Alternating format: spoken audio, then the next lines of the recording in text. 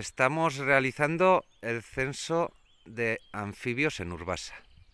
Urbasa es un lugar tradicionalmente ganadero.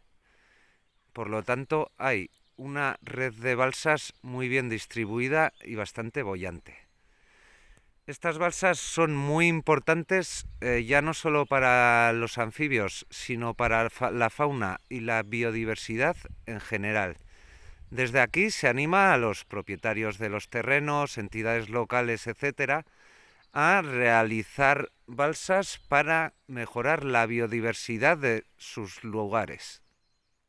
Estamos realizando el censo de anfibios de la ZEC de Urbasa. Podemos ver en primer plano el tritón alpino, que es el que tiene el vientre naranja y en los laterales azul. Es el macho, el que tiene la cresta con manchas negras. También se ve abajo sin cresta la hembra de tritón alpino y luego se puede ver a la derecha abajo una larva de tritón palmeado. Se le pueden ver como unas orejitas que son las branquias. Ahí a la izquierda tenemos un macho de tritón palmeado. Se le pueden ver las palmas negras, las patas de atrás negras, que por eso se le llama palmeado.